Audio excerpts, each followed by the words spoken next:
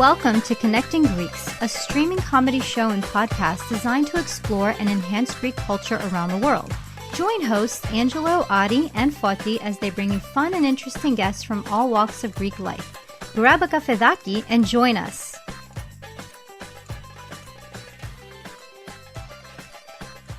Hey everyone, thank you for joining us once again on the Connecting Greeks podcast. I am Ari, and with me is always Foti Stamos. How are you, Foti? I'm doing well. Good to hear. Another great segment, as always. You know, we talk about how interesting and fun each show is, but the truth is every show is great and fantastic because we make it great. And you know what makes it even better? Angelo Tsarouchas out in the middle of the ocean. I'm glad you guys acknowledged that. I'm glad you acknowledged.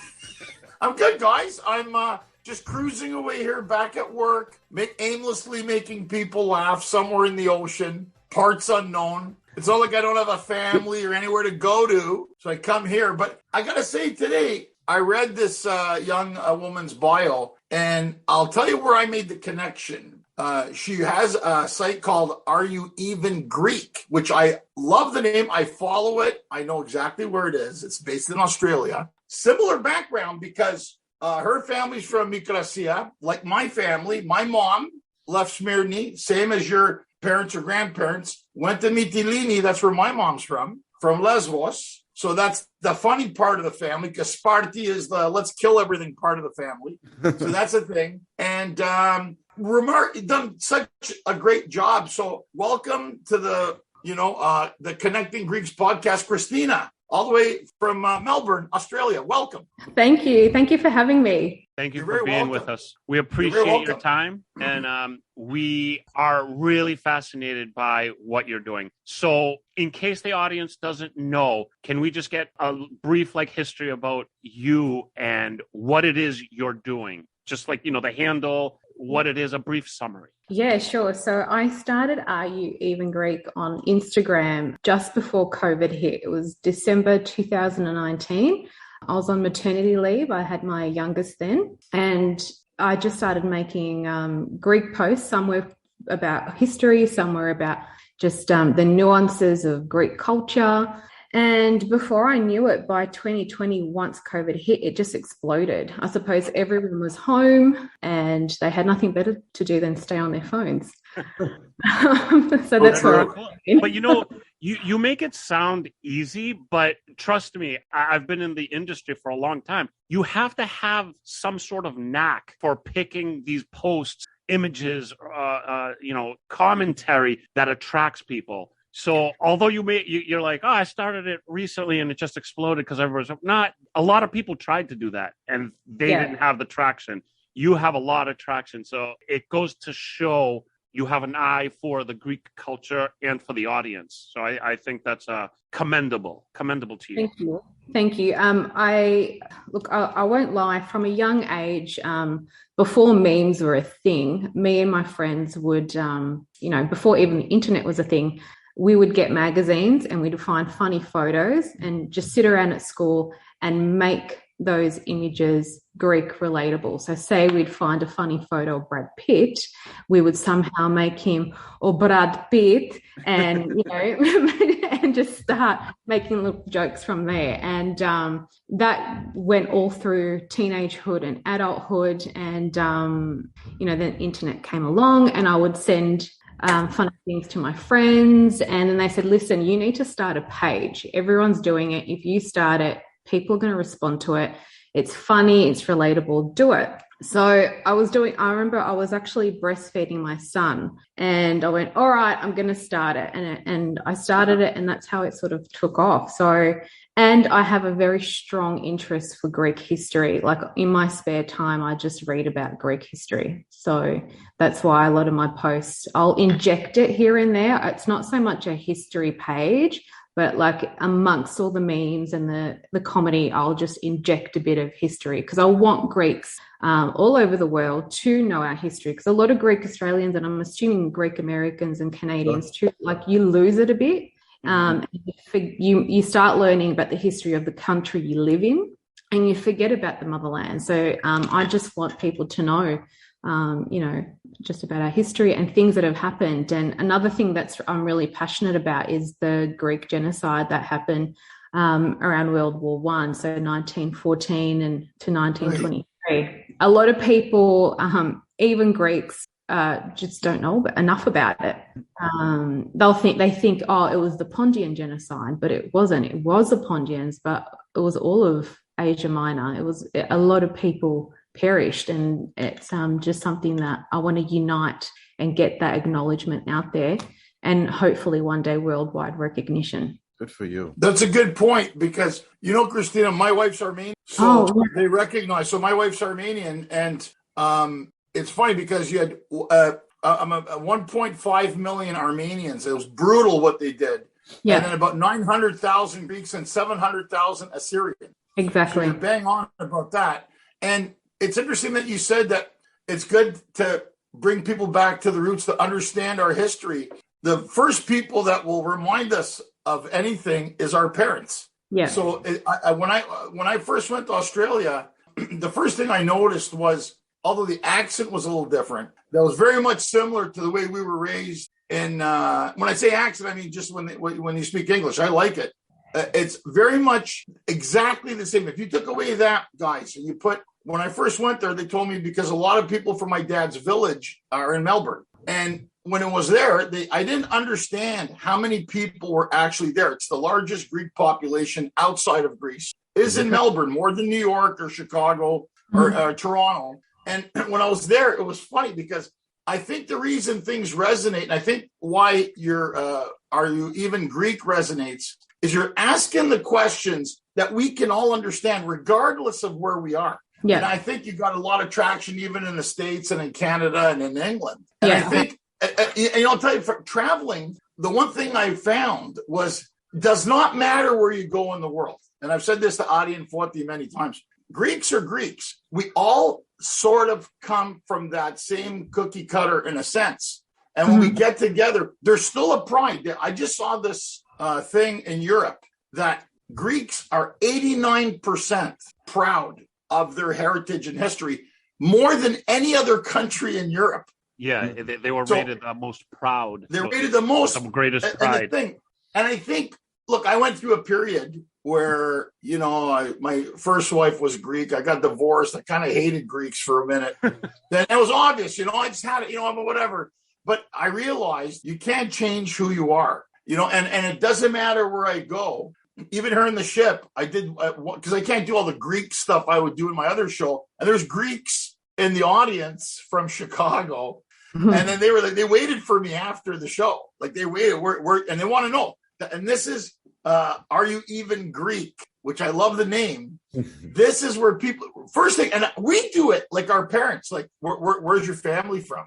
Right? Where are you guys from? Right away. Kalinos, from Mytilene, from Sparti. Oh, yeah, this and that. And right away, we want to collect. And that's always something that I found amazing. And I think with the stuff that you were doing, and that's what Forti and Adi was saying, we were talking about this, it's that it's something to continue on, because you're right. I will meet 4th or 5th generation Italians in New York, and they go, I'm Italian. And I go, where's your family from in Italy? I don't know. They don't know. Right. So do you find also, Kristina, that when people are reading this stuff and it's factual, it's funny, it's everything. Because if anything we do, we have to make it factual. We have to make it real, make it funny, whatever. But at the same time, it's the same message. Like what we're doing now, when you said you started, Are You Even Greek? Ari and Forti, who I've known for years, they're like, hey, we're doing this thing called Connecting Greeks. Yeah. And they go, what are you doing, Ange? I'm like, nothing. And they interviewed me. They go, do you want to come and just, jump on the band? I go, yeah. And here we are. So did your friends encourage it, or you just said, I'm just going to make a page and just do it? My friends encouraged it because I think they got sick of me DMing them jokes. And I both thought, just make a page and this a man. Yeah. That's why I thought, all right, I'll do it. And I thought I did not take it serious in the beginning, I have to admit, and I couldn't even think of a name.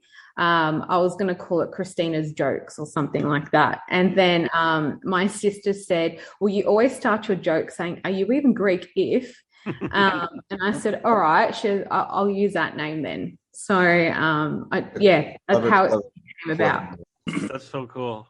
I love that. Yeah. And I love the fact that it's like, you have such a large following, and it happened. I actually was going to ask how many years you've been doing it, and come to hear that you say it's like it's a baby. It's like a baby in internet age. So it's like, that's so cool. Well, Adi, I have a massive fan base in Australia. You sure do. I do, and I didn't realize it until I went there. And the thing is it's funny because do you find, Kristina, because Australia is so far away, it's an island continent, and it's because it's 24 hours from Melbourne to Athens. It's not like us here, Boston, Athena, 8 hours, whatever, 9 hours. They got to travel a full day. So when the Aussie Greeks go out, they go out. Like I meet the Aussie Greeks, they'll go to Greece, then they'll go to England, then they'll go to Canada, then they'll go to America.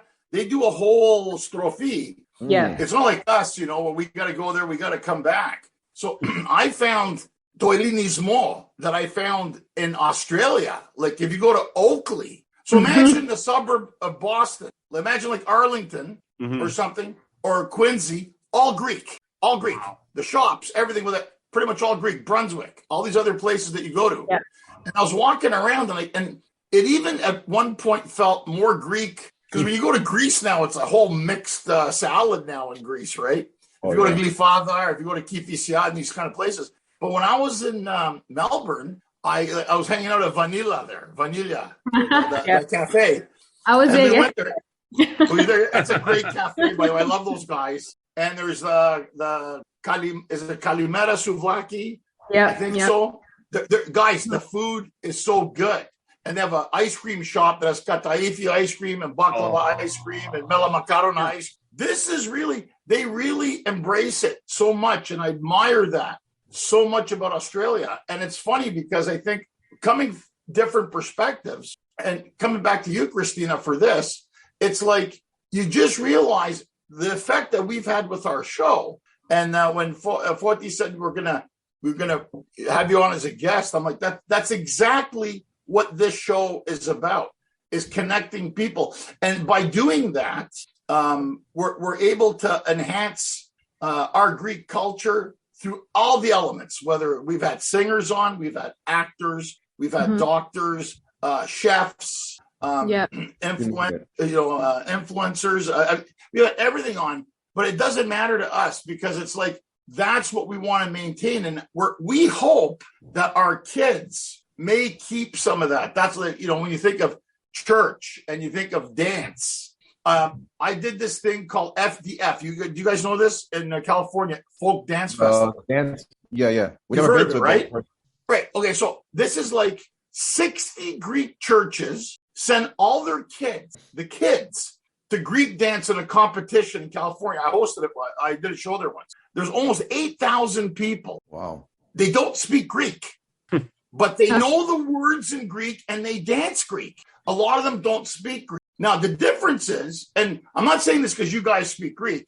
In America, it was mixed. Australia and Canada, I found, the first generation, second generation, we speak Greek. In America, I found in the bigger areas, Boston, New York, Chicago, Detroit, and other parts, they speak Greek. But other places, people come up to me and like, well, I'm Greek, but I identify with Greek and I don't really speak Greek. And it's interesting. And they regret it now. So this is why what you're doing, Kristina, is so important. That these things that we're doing are relevant and they're important. Yeah, I get questions all the time from people. How can I learn Greek? I'm 20-something years old. I never learned. Do you know an app? Do you know someone I can speak to that can teach me? So there's people that are now regretting it.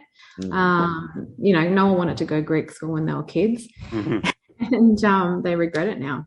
Well, I want to make a point that both Angela had raised, and now Kristina, you also just followed through, is that, the regrets are from those that maybe didn't have the same impact at home. I think parents are where it all begins. And in your bio that we read, Kristina, you talk about influences growing up, and in the Greek household, in my age, growing up in the 80s and so forth, our parents obviously would have the VHSs to watch Greek movies and Greek actors and comedians.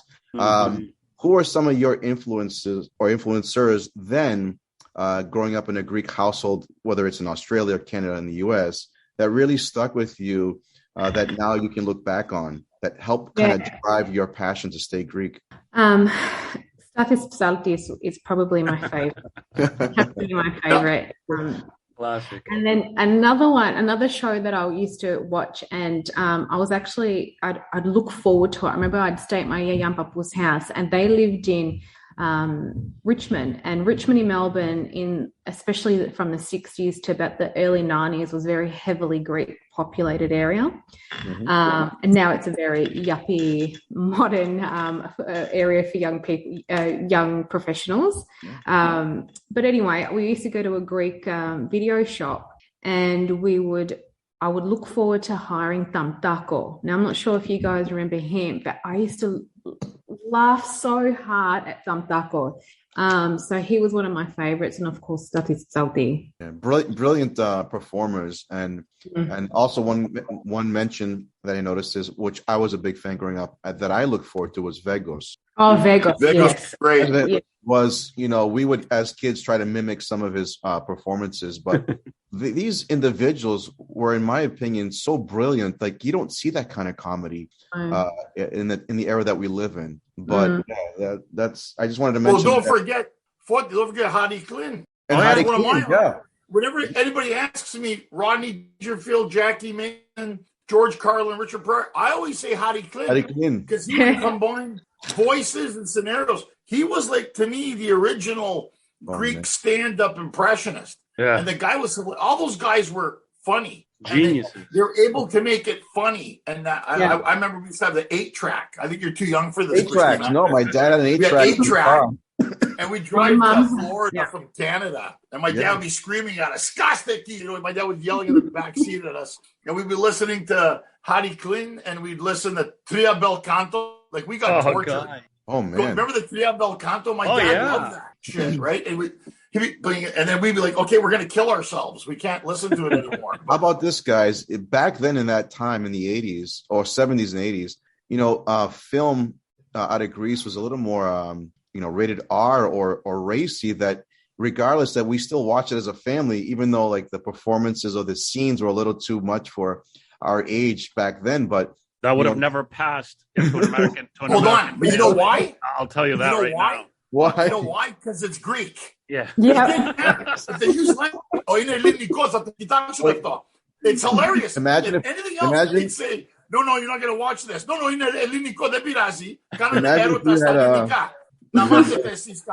I always laugh that Greek parents, even if they use language or sex, if it's Greek, it's okay. It's okay. Right, Kristina? It doesn't matter. Mom, 7 years old. Imagine having one of your non-Greek friends at the house watching these movies or episodes. Yeah, I went to Kristina's house, and it was a big. There was a topless lady being chased by a Psalti, like, in the thing. And I loved it. My American friends would be mortified.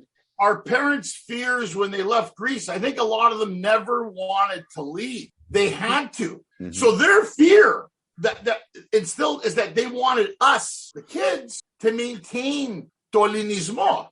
And I think that was their fear. That's why I didn't like this the Xeno kids. You're not going to go with those guys. PNFT, all that kind of stuff, right? Am I right? And I know it's the same in Australia. My parents were so set on that they sent me to an actual school that was Greek, not just Greek school. So in Melbourne, there's a college called Oakley Grammar. But it's called Oakley Grammar now, but it used to be called Oakley Greek Orthodox College. So sort of like a Catholic schools, but a Greek version, a Greek Orthodox version. And we would learn Greek once a day. Everyone there was Greek. We would go to church once a week as well. So me growing up, I thought the opposite to Greek was English. I didn't realize because I just felt I was just that Greek. And my surname isn't actually a very big surname, and all my friends had big surnames. And I felt like I wanted a really big Greek surname, you know. You say that because you didn't have a big Greek surname. I didn't have a really big surname, and I would get upset. I'm like, how come our surnames aren't big like my friends? And it wasn't even cut short. It just happened to be, and not that it's a small surname, but it wasn't a big, you know, Opolopoulos name. Yeah. Like, and I felt that I didn't, you know, I wasn't Greek enough. So just to make you feel a little bit better, I grew up in a very predominantly Irish neighborhood where I'm from. Were a lot of Irish people, Irish Bostonians. So it was a lot of Sean Murphys and John Mahoney's and whatever, and Aristides Konstantinos Kalogeropoulos. And they would read out the class. They're like, Sean Murphy here, Matt Smith here. And then they would stop. Every time they would stop, I'd be like, "It's me," and everybody would laugh. You knew, yeah, you knew right away. It was traumatizing, but now I love it.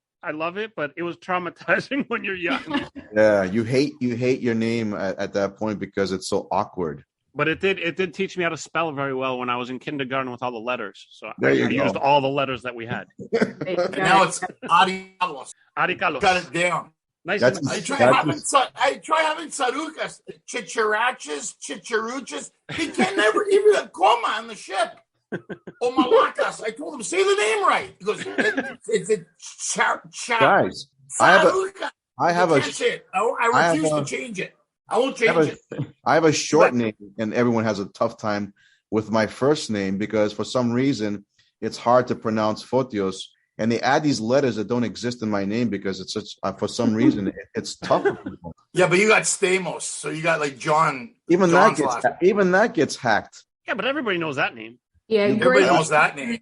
Get their names hacked all the time because they kind of take on the Aussie slang. So, for instance, Ari, you would be called Kala here. That would be your nickname here. Forty, we wouldn't call you Stamos, you'd be Stammer. So that would be your nickname. Okay. That's what I'm calling you from now on. I love that. That's my stage name. Yeah, it'd be Stammer. Like that would be we adopt a lot of the Aussie slang. And then Angelo, you would either definitely be Ange, like there would be no Angelo. Right. Or you could even be, or, Ta or Ruha, like they would chop it up like that. They chop it. Ruha. Because it's Evangelos. So I got my other cousins go by Evan. Yeah. Evangelos. I went by Angelo. Now explain to me though one thing I've never been able to understand. In America, Konstantinos is Gus. Yes. But in Australia, Konstantinos is Con. Which makes more sense. Where the hell did we get Gus out of Konstantinos? Yeah, when I first realized that, I thought, how did they get that? Like, I don't get it. Yeah, my dad's name and my son's name is Konstantinos, but we call him Dean just to make it simple. Because my wife absolutely hates Gus. Like, she's like, absolutely not. I like Gus. I was like, I think Gus is cool. We used to call my dad Gus, but I don't know where it came from. Nobody's ever been able to tell me. And, to call him Con was, again, my wife doesn't like many things that I choose. So it's, I was saying Con, she's like, no. So Dean, I think, was the easiest thing, especially if he goes to school here. I didn't want him to experience what I experienced when I was in school. So I was like, Dean is nice and simple. So Kristina, in Australia, here in the US, Ari and I, we just mentioned, growing up as Greek Americans with Greek names, did most of your peers, cousins actually have a English version of their name, even though it doesn't make any sense? Yeah, they would. It would have, but luckily we didn't have any, we've got names that translate very close to our Greek names anyway. Like, for instance, I'm Kristina, so Kristina is not much of a problem. So we didn't have anything like that. I do have some cousins called Forti, but they're Frank. Same here. Yes, Frank. There's no connection to that. Where the hell do you get Frank from Forti? I don't know. The light of God. They both have the letter F. That's Yeah, right. that's right. And every S name, so Strato, Stati, Steve. any S name is Steve. What is it? It defaults to Steve. Yes. Same in Canada. Yes. What? Yeah. Not What is Stacy. You're a Strato, a Stavro, a Stasi, you're Steve. Tamati. Oh, Yeah. Steve. Oh, Steve. I thought you said Dave. I was like, what the heck is Steve. wrong with Australia? That's David.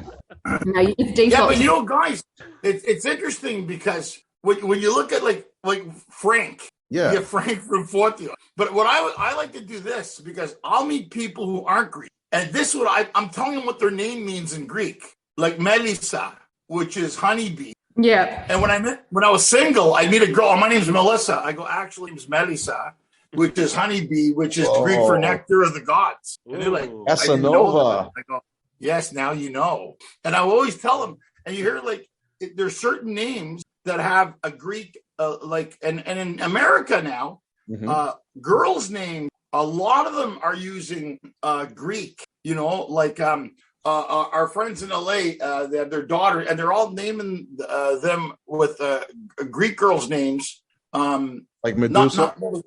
What's that? Like Medusa? Medusa. Well, you know, Medusa was, if you look at the history of Medusa, Yeah. everybody thought she was like this crazy woman. She was actually oppressed. Oh. You know, it's funny with the snakes in her hair. Yeah. She was an oppressed woman. And that's why. So it's a misunderstanding. But, No, but to your point, film like make it Medusa. I was married to her. I know her. no, like to your point, you're right, Angela, because I've met some non-Greeks who are named Daphne, Aphrodite. Aphrodite, Daphne. Yeah, definitely.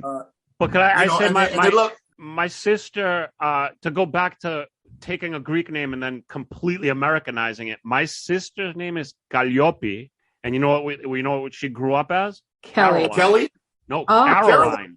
Caroline. Kelly. Kelly would almost make Caroline. sense. Calliope, Kelly. But Yeah. Caroline, I don't know where that came from, but Well, listen, Well, you're right, because some people that I've met too just figured, you know what, I'm just going to make up a name that I like, and that's it. well, I named my daughter Olivia. We named our daughter Olivia. And Vespina, my mother, had a shit attack.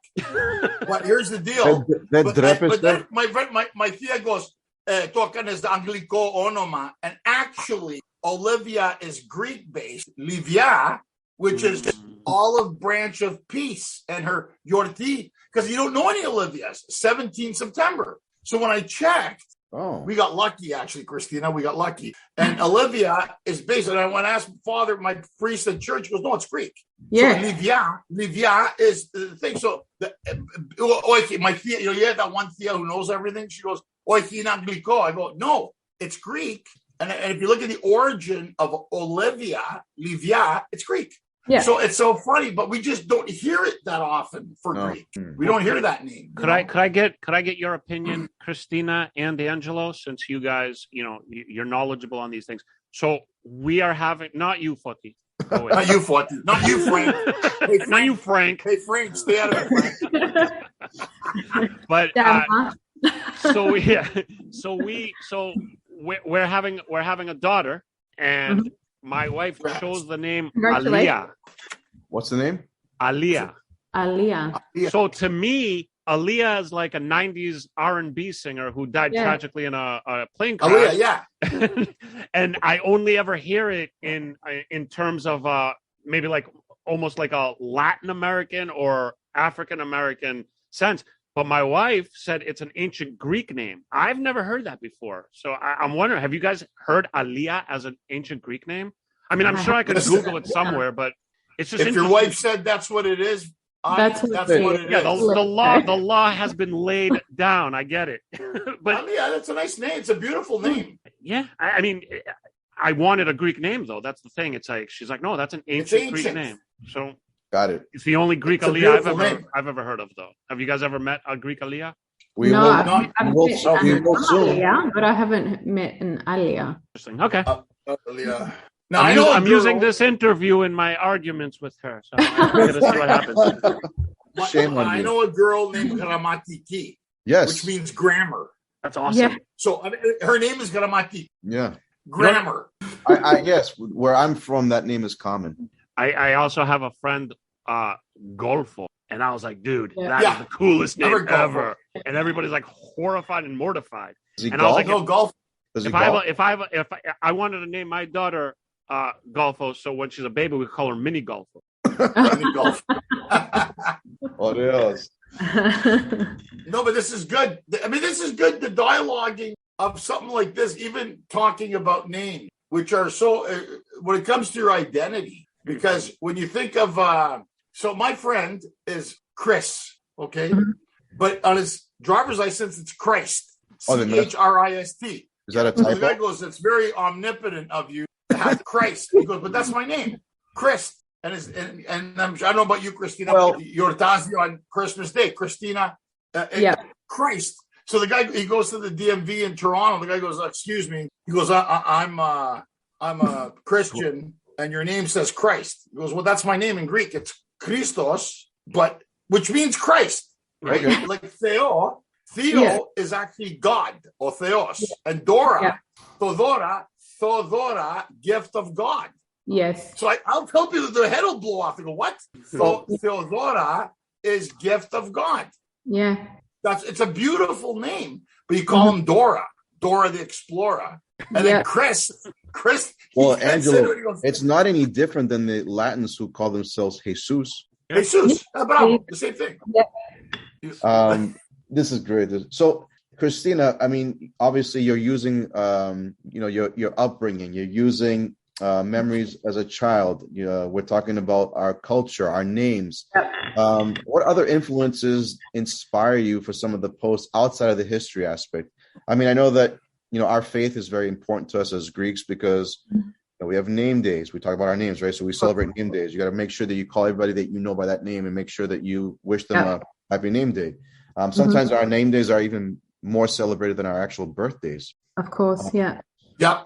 Anything else that maybe we want to touch on that, for you is what actually helps create content for your posts? And I wanted to ask, like, on a daily basis, do you like try to plan things out, or do you kind of just allow things to inspire you? Like, you're just walking down the street and you see something, you're like, that would be funny if we Greekified it or whatever. Yeah.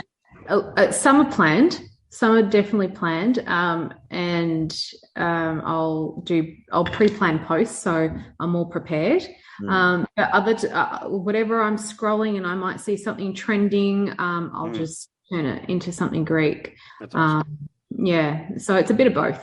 Nice. It's like, and again, I said this before, but it sounds easy, but you have to have a knack for it. I mean, I know many people who try to do this and try to do that, and like they just can't get any traction. And the fact that you have the following that you have, like, just shows that you do have a knack for it. You have an eye for it. And you were saying when you were a teenager, you and your friends would memeify things anyway. Yeah. Now with this digital format, hopefully it just makes it easier for you to express these humoristic things or historical things. But that Greek cultural thing, that's what matters, and I think it's really cool. And the fact that you are able to do it and do it successfully is really cool. Yeah, well, it's grown into like a little hub community, and I'm pretty proud of the followers too. Like they will ask questions, I'll put it to my story, get some advice here and there. Like I said, with the language learning Greek, people that have lost the ability to learn their Greek as a child. Yeah. And because we've grown into such a hub, when the fires happened in Greece this year in August, I got together with some other girls from Melbourne and raised money. So I think we saw the fires happening in Kefalonia first, and straight away I contacted Hellenic Initiative in Australia. And I know the CEO there, Stegitsa, and she guided me in the right way, because I thought, I don't know where to donate the money to. I know I wanted to do something, but who do I give it to? And you don't want to just give it to something that you're not sure of. You want to make sure that it's going to go to good use. Exactly. So I teamed up with 3 other ladies from 2 organizations. So one was my friend Ria Liapis, and she runs a foundation called Hellenic Heart Australia. And back when the financial crisis was happening, she did some amazing work. She sent containers worth of non-perishable goods, clothing for children. She did some really good work there. So I thought I need to team up with her because she already had a foundation ready, a charity foundation. And then there's also a Facebook group in Melbourne called Greek Mums and Bubs of Melbourne. So the admin girls there, Effie and Tina, we got together and used all our platforms to gather Greeks from mainly Australia, because we already knew that the Greeks in America were doing a great job with Hellenic Initiative there. And Hellenic Initiative in Australia weren't going to do any fundraising. So Australians didn't have anywhere to give money to. I mean, they could have donated overseas, but they won't get any tax reductions or anything like that. So it took about, I think, 3 weeks to get it all organised. And we decided to do an auction. So instead of just people donating funds, we announced that we wanted to do an auction, and if there was any Greek Australian or any businesses for that matter that wanted to donate items to this auction, to come forward. And it became a full-time job. That's how many people wanted to help. Wow. So in the end, we had about 160 items donated. And mind you, we're in lockdown now. Melbourne's in lockdown. These businesses, I know, down. They had no money coming in. They were shut down, and they wanted to donate items. So that in itself is amazing. And as soon as we launched the auction, so it was an online auction, people just would register and enter their details, and they could start bidding. Obviously, we're in lockdown. We couldn't go anywhere to have the event. And within 5 hours, we raised $10,000. Wow. That's awesome. Yeah. And then by the end of it, I think it ran for nearly a week and a bit. Can't remember exactly now, but it was, in the end, we raised just under 21,000. So we so Stegitsa, I came to Stegitsa and I'm like, all right, which charity should I send the money to? This is the CEO from Hellenic Initiative in Australia. And she said, look, they work with 2 charities, and the best charity that we should donate to was Desmos. So they put me in touch with 2 ladies from the charity in Greece, and their names were Effie and Emily. And yeah, we went from there, and hopefully in the future now we'll be doing some more things with them to raise money when people in Greece are in need. That's amazing. It's great. Do you notice the common theme here, guys? Greek women get shit done. Everybody we talk to, Montreal, New York, Melbourne, California. It's California. It's amazing.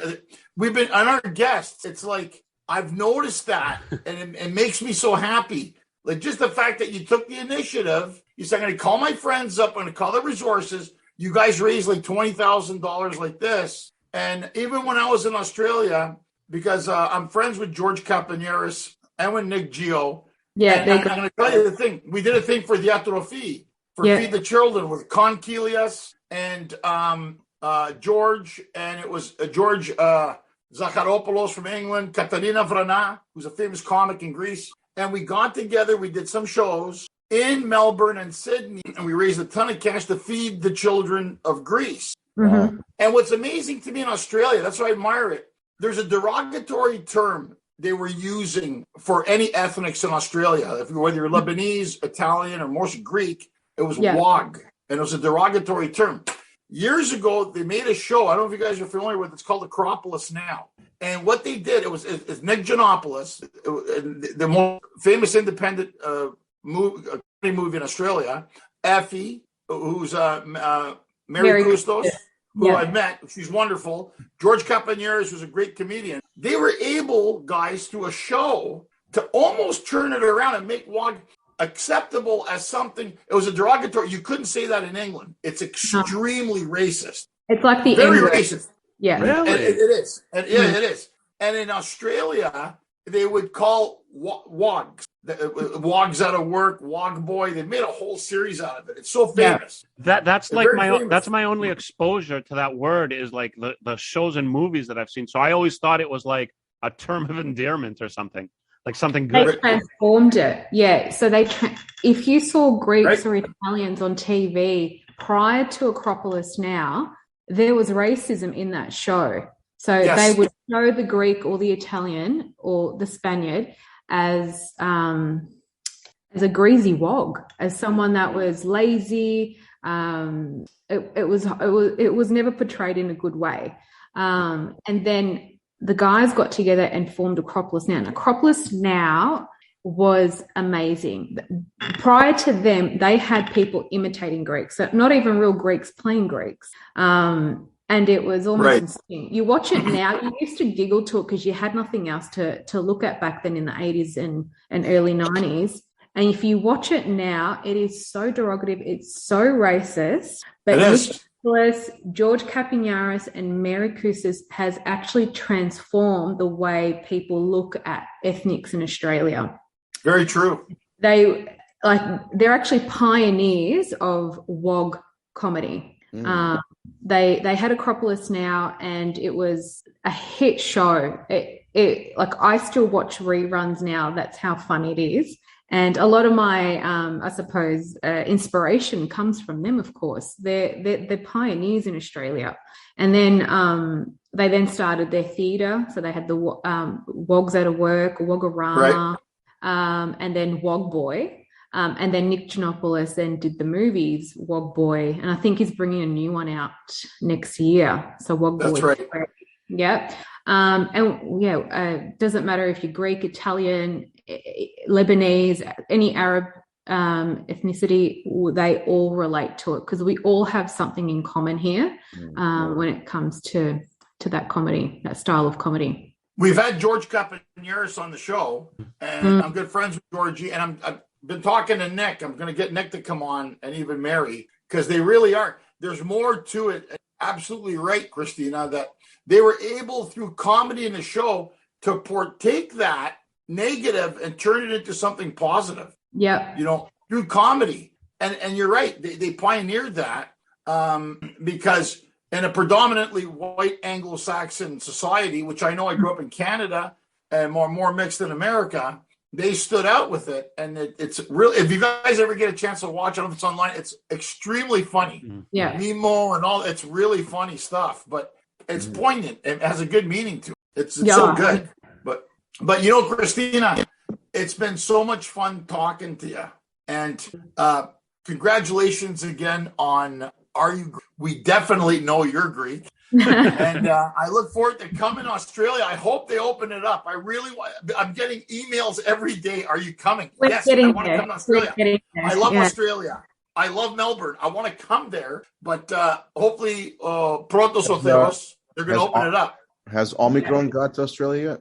Yes. Yeah. But even in Canada now has it. So it's all going to be everywhere. Like, just do what you're doing and hope for the best because we're stuck for a long haul here. Right. But so this is where I'm going to turn it over to Fortis now. Frank. And it's been so much fun. You're delightful, Kristina. Thank you so much.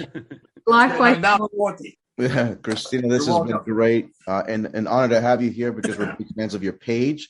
We always look forward to your posts. Maybe now we'll start making some comments as well from the American side. But being, obviously a Greek Australian, and we, as Angela had mentioned in the beginning, we kind of all come from the same, mold with our parents and so forth. And the first question, we're going to ask you 3 questions. The first question is basically about our food culture. And, obviously growing up as Greeks, whether you're in Australia, South Africa, Canada, or the US, I'm sure we all share the same food, right? So having said that, can you tell us your favorite and least favorite Greek food? My favorite would have to be kotopoulo youvetsi. That's good. That's my favorite. Has to have feta cheese. Yes. Is that after it's ready, you put it in, or is it while it's cooking? No, so like I'll crumb it on top. Oh, Yeah. Delicious. that's a game changer. Making me hungry. Game changer.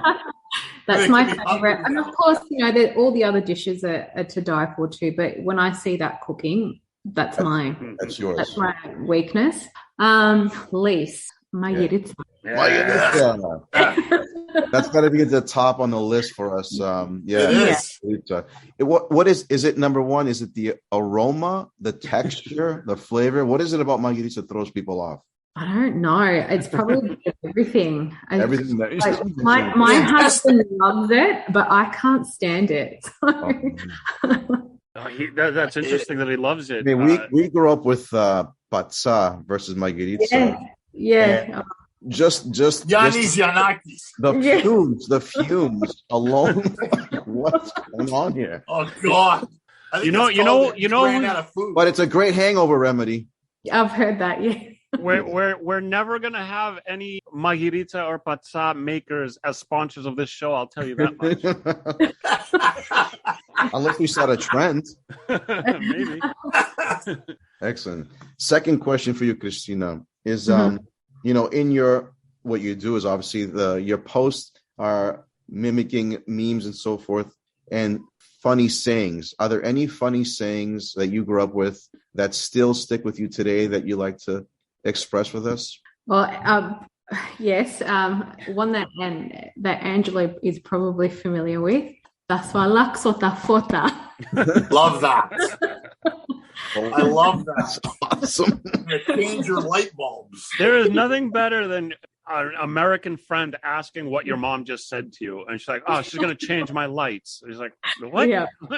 I says Foxo. Oh yeah, she's gonna. Yeah. Any other ones? Those are good. I'm trying to think. I can't think of any now that come to mind. All right. That's the one that probably sticks out to me. Yeah. Excellent. Good one. And the last question for Kristina is, as Greeks, we're very dramatic.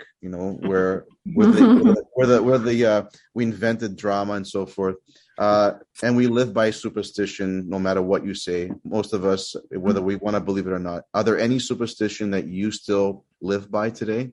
There's a few. I have to say, I try not to be superstitious, but it's embedded in me.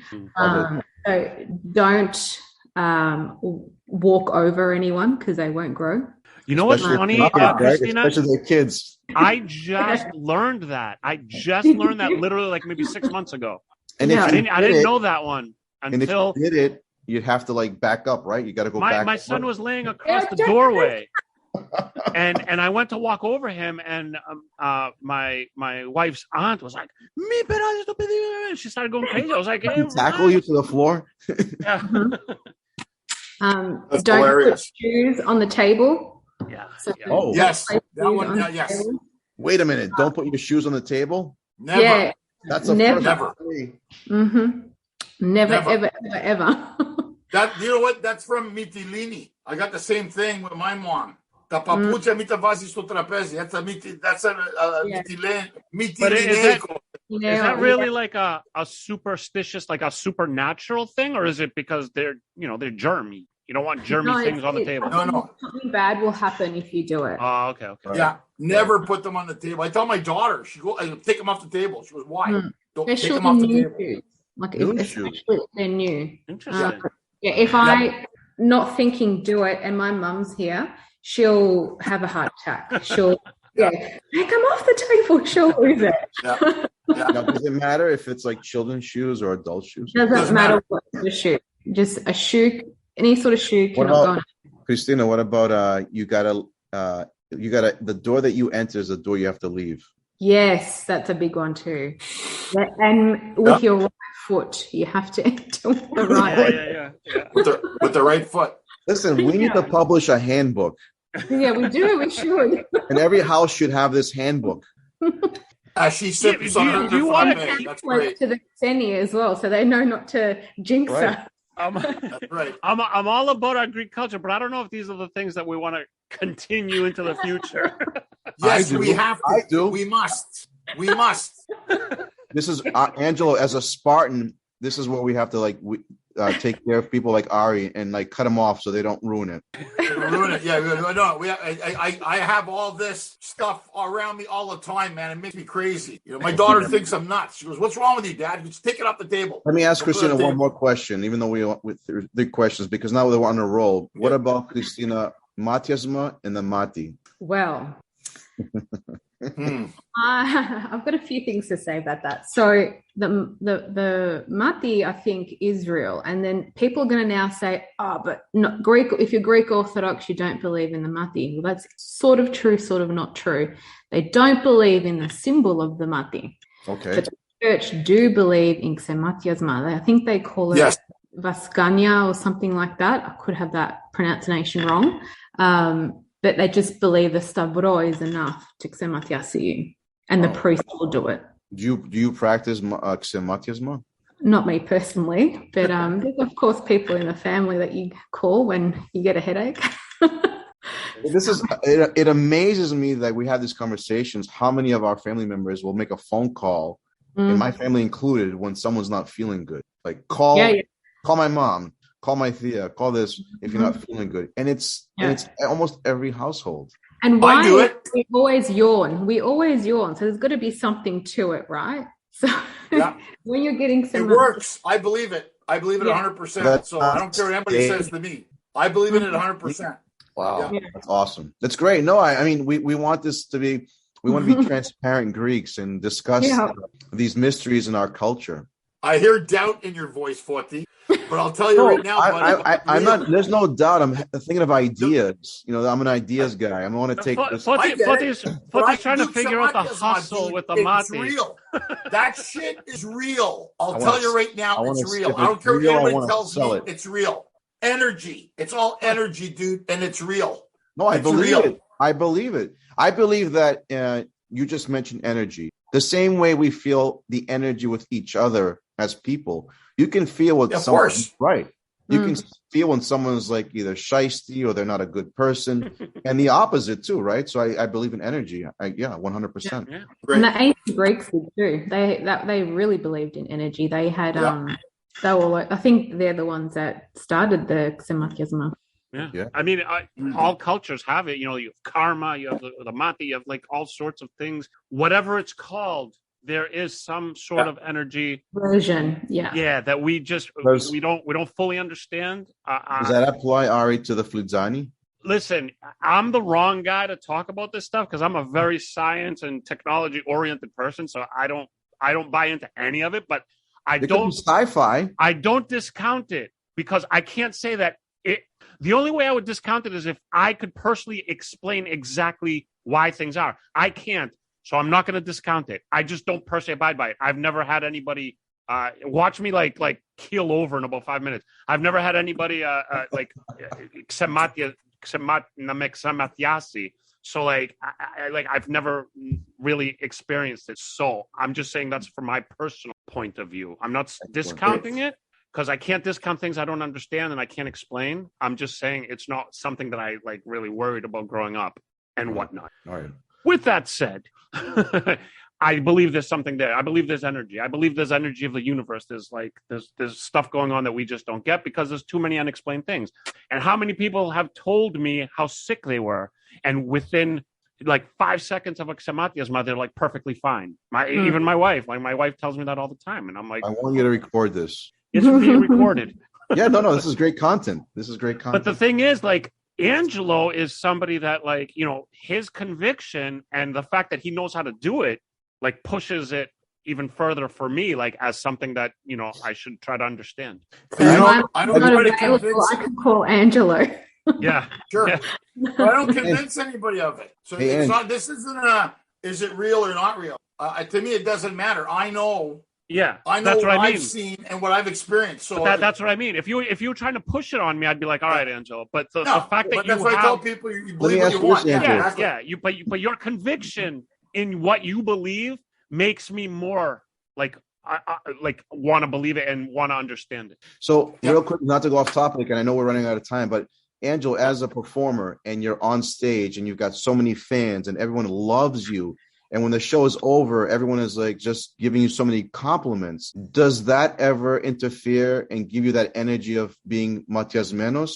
I do a ritual before every show. I was going to say, Really? how do you Yes, I do. And that? my mother and my yaya, and this is going down Migraciones. This is generational thing. And I know it, and I do it. First time I've ever said this. I do it before every show.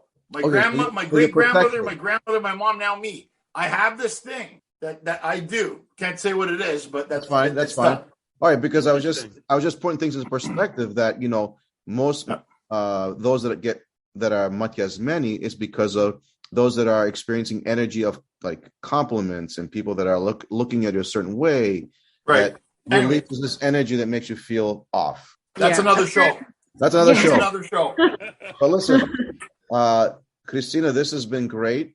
We'd love to have you again at some point as you grow this great community of Are You Even Greek? I love the title, obviously. I'm sure there's a lot of things to share on your platform as we continue to collaborate with you. Can you start a page on the flip side called You're Not Even Greek? Yeah, I should. Just like insult non-Greeks. You